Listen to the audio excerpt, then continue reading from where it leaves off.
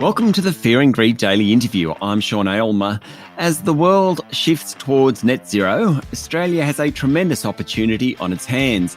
According to Blair Comley, leader of EY's Net Zero Centre and the former head of the Federal Department of Climate Change and Energy Efficiency, we have a once-in-a-generation opportunity to become an energy superpower. But to do it, we'll need greater pace and scale of renewable energy deployment, greater innovation, coordination between public and private sector policy, and a significant amount of courage. Sounds easy? Not so sure about that. Blair Comley, welcome to Fear and Greed. Thanks, Sean. Lovely to be here. Before we get to the challenges, let's understand the opportunity. When we say Australia could become an energy superpower, what are we talking about? The basic idea here has been around for a while. Ross Garnaut has put it forward a number of times. It's as we move to a world with renewables powering the globe, Australia is going to become the lowest cost producer of renewable energy. We effectively have great reserves of wind and solar. We have a very stable political environment. And so it's highly likely that we're going to have the lowest cost energy in the world.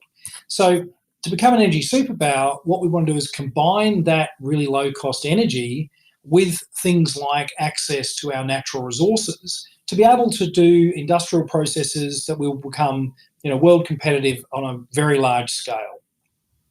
Okay, so what are the economic benefits? I understand what you're saying. What's that mean in terms of an economic benefit for Australia potentially? Yeah, so when we look at it at a macro level, we think by 2050, this will increase GDP by about $65 billion a year, or around 2.3% of GDP. Now, to put that into context, when people used to model reforms like the national competition policy or tariff reform over a number of decades, they very rarely got numbers that are larger than that. We actually think that number is conservative because the sort of modelling we do tends not to have some of the innovation dynamics in it. But even on that conservative modelling, we see $65 billion a year in GDP, 2.3% uplift, and about a 1.5% increase in wages. And that's equivalent to about $1,800 per person per year in 2050. Okay, is there some way we can compare this to other resource industries? Because I always think of clean energy as a resource industry. That might not be the right way to think of it now that I'm saying it out loud. But, we talk about iron ore and coal in Australia. Now, coal has certainly passed its peak and over time will diminish. Gas probably has a way to run, but it will diminish as well. Is there some way we can kind of compare them, I suppose? Yeah, so there's similar orders of magnitude that have been driven from these new industries. And these new industries are, green steel mainly, lithium, nickel, cobalt expanding, and hydrogen. So put all those together and we're looking at similar orders of magnitude as those existing industries. Okay, so that kind of gets my head around what we're talking about. Now, you've identified, or your reports identified, 3 highly prospective opportunities for Australia. You said, so clean, low carbon, heavy industry. That's green steel. Is that what that is? Largely green steel. So basically, as the world is going to grow over the next 30 years, and we think this is a high income world that we're going to have with the transition to net zero, there's going to be need for a lot of steel because that steel is still going to be required to build the things that people want around the globe. We think that a lot of that will be increasing the ratio from steel produced from blast furnaces into steel produced from electric arc furnaces. And so if you can produce green iron, which becomes an input to the electric arc furnace, you can significantly increase the amount of steel that's made without the current emissions that come from current blast furnace steel. Where are we up to in that process in terms of emissions, though? Are we able to do that yet? The technology exists. There's 2 limiting factors. At the moment, without the sort of broad-based policies that we would otherwise have, it's more economic at the moment to produce steel from blast furnaces. So that's the first thing. So at the moment, blast furnaces with coal as the chemical reductant. So the technology is there to do it first with gas and then with hydrogen, but the economics are not there until the policies are put in place. The second thing that's limiting our use of electric arc furnaces at the moment is there's simply not enough scrap metal in the world to crank up those electric arc furnaces. And that's why you need to have the technology deployed for green iron and that done in such a way that it's economic, which will require policy incentives both of the domestic governments and internationally.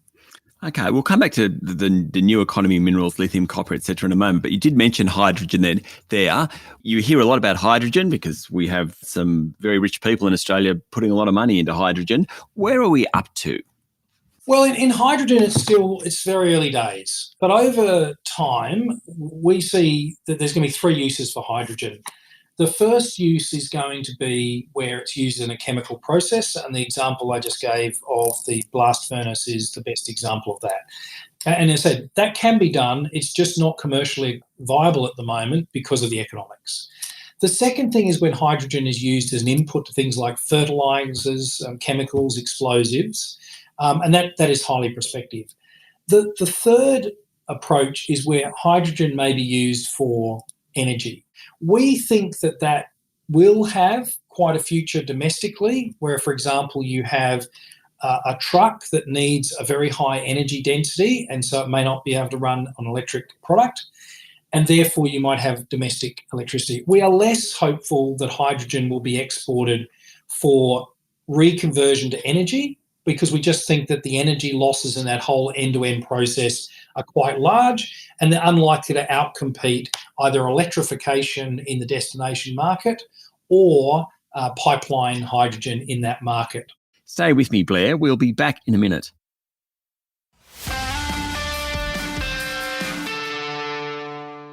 My guest this morning is Blair Comley, EY's Net Zero Centre leader.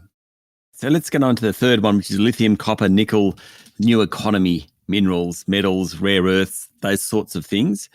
Where are the opportunities? I mean, we talk a lot about these things. Can we be a major player in them? Yeah, we definitely can, and there's a number of reasons. The first is, if you look at, for example, lithium, our report projects an increase in the demand for lithium of 40 times by 2050. If you looked at cobalt and nickel, it's about 20 times by 2050. So there's a massive increase in demand for these minerals. In the case of lithium, we have about a quarter of the known reserves in the world are in Australia, and nickel and cobalt about 20%. So if you can take that resource endowment and have low-cost energy, then you can have a significant impact on exporting to the world. And the last thing I should say, what the report talks about a lot, is that Australia will have a massive comparative advantage in low-cost renewable energy, but we don't have a particular comparative advantage in storage of energy. And that's basically because we're dry and flat. And because we're dry and flat, we don't have the same resource of hydropower that you have in other places around the world. So we need industrial processes that can survive with intermittent power, and those mineral processing areas can do that. In contrast, something like aluminium is much harder unless you have fully firmed power. So that's the conclusion of the report. Massive resource endowments combined with lower cost electricity that doesn't have to be continuous gives you a significant comparative advantage in the world. Blair Comley, leader of EY's Net Zero Centre. How do we get there? Well, we need three things. Well, we talk in the report in different types of three things. One is we need coordination. Lots of private sector, public sector, state and Commonwealth can have to work together. We need very clear about we are trying to do this, and we need the courage to put some money down. And for the government, there's probably three things. First of all, we do have to rapidly decarbonise the electricity sector so that you do have that low-cost renewable power. The second thing you're going to have to do is really coordinate on major project developments between all levels of government and the private sector. And then the third thing you're going to have to do is potentially invest in innovation policy in a more substantial way than Australia traditionally has. Traditionally, governments have been happy to invest in R&D, but they get nervous about investing in the commercialisation stage, which may be necessary to kickstart that investment. Now, the government has made some announcements in the budget. They announced $2 billion for development of hydrogen. That's a good start. But the scale of the challenge means that might be a down payment rather than the final contribution to supporting that innovation and commercialisation of hydrogen. I mean, it seems to me that the government is on the way in all three areas that you just mentioned, but almost at baby steps, whereas we kind of need to be an adolescent, perhaps turning into a mature adult. Look, Sean, I take maybe a slightly longer view. As you said, I was the head of the climate change department more than a decade ago. And you know, we took a one time stalled not doing as much. And then it's only a couple of years ago that the coalition committed to net zero as a destination. That bipartisan commitment kickstarted things with the election of the new government in particular, but also the sense of community support, including by the composition of the parliament. I think if you ask anyone, they would say things have moved very fast over the last 2 years. In the electricity sector, only a couple of years ago, the Australian energy market operators step change scenario was seen as a little bit radical. That was a plan for the transition of the electricity sector. Now it's seen as the norm, the benchmark, in which people may go faster than that. So I think things are moving very fast, and they'll continue to have to move fast if you're going to get to net zero by 2050. And so do you think the momentum is enough to keep accelerating?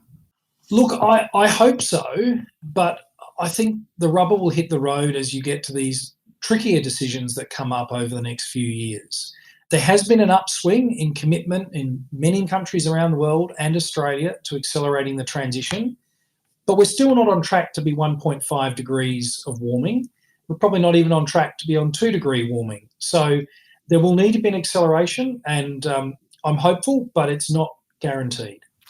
What happens if we don't do it? So obviously climate change is the ultimate thing we want to prevent, and we want to reduce heating of the Earth's atmosphere, but kind of bringing it down to a more country-by-country level, I suppose. We've seen the Inflation Reduction Act in the US, hundreds of billions of dollars being spent there. We have Indonesia wanting to become electric battery powerhouse. We're in a competitive market in this, aren't we? Yes, if the rest of the world moves on at pace and we lag behind, we will miss the opportunity to transform the industrial base in Australia, and we'll miss out on that $65 billion GDP opportunity in 2050. That's essentially what our report models. It models a world in which Australia leans in and the government leans in to help the private sector, and it compares it with a world where we don't do that, where we take less action and we forego that $65 billion dividend each and every year. Blair, thank you for talking to Fear and Greed. Thanks very much, Sean. That was Blair Comley, EY's Net Zero Centre leader. This is the Fear and Greed Daily Interview. Join us every morning for the full episode of Fear and Greed, Australia's most popular business podcast. I'm Sean Aylmer. Enjoy your day.